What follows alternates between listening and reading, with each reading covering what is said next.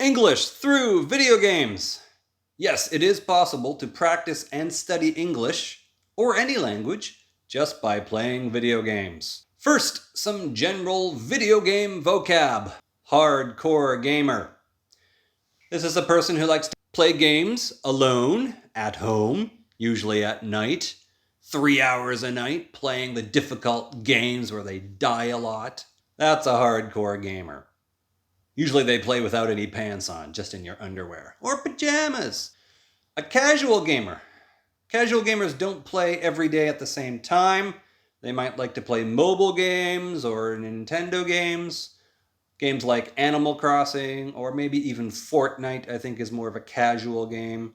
There's nothing wrong with this. Different kinds of games for different kinds of people. To grind. To grind means to make progress slowly. If you're playing one of those difficult video games where you die a lot, you really need to grind at it. We need to grind out some progress. Let me give you an example. Look at this! Japanese video game. It's called Bloodborne, part of the Soulsborne series. They made Dark Souls and other Japanese games. But it's a bitch. You're gonna die a lot. It's difficult. You need to grind at it. You'll slowly make progress, learn the enemy patterns, and gain experience points, or blood echoes, as they call them in this game. It's a grind-worthy game. Other games like Destiny or Path of Exile on the PC, those are grind-worthy games. You have to play like 1,000 hours before you actually get good at it.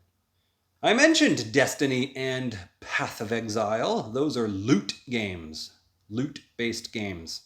Loot in a video game is prizes and treasure. When you beat the enemies, or you finally kill that difficult boss, they explode in loot. Lots of prizes and gear and equipment for your characters. Or you can open a treasure chest or a treasure box, and ooh, it explodes in epic or legendary loot. Rage quit. This is when you quit a game angrily. You get so angry at the difficult game, you decide to stop playing it.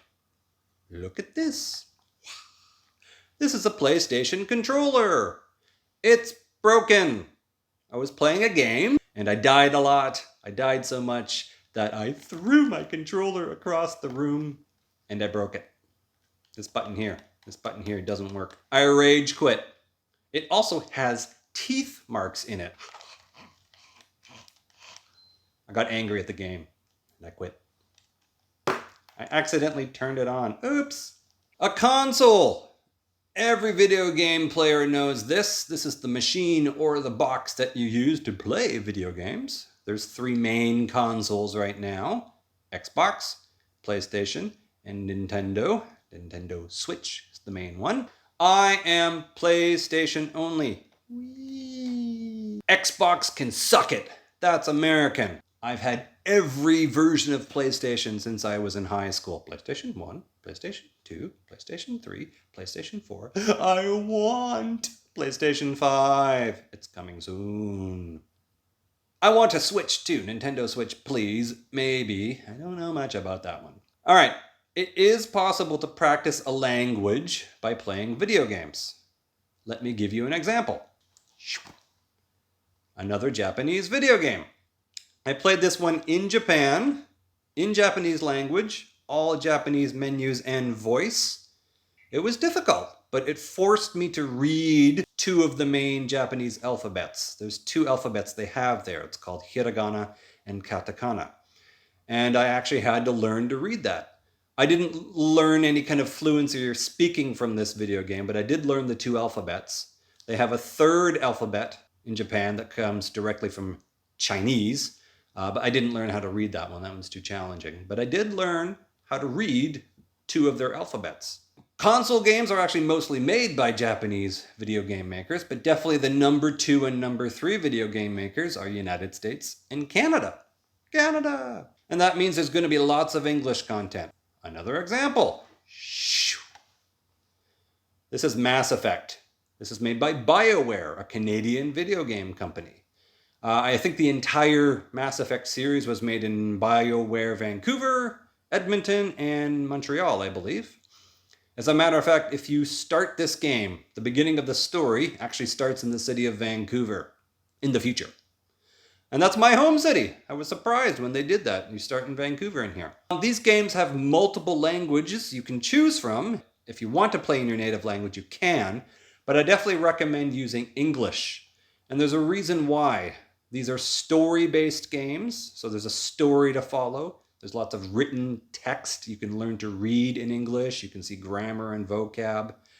You can repeat conversations quite often. You can initiate a conversation with a character and repeat it so you can listen again. And that's something you can't do in movies or TV. You just have to watch passively and listen and hopefully catch what they're saying. These are interactive, and that really helps with analyzing the language and listening for what they're saying. You can practice English just by playing a game like this. Or, here's another one. Another famous video game, The Witcher 3, an RPG, role-playing game. This one's famous not just because it's one of the best games ever made, but it has so many languages available in it. I do recommend playing in English. That's the original language it was written in, even though I think it's a Polish video game company. But if you do want to practice other languages, you could switch the language menu or the voice actors to other languages and immerse yourself in another language. Still, I recommend English. The English content, the English voice acting, and the story is wonderful in this game, and it really, really does help with language study. English through video games.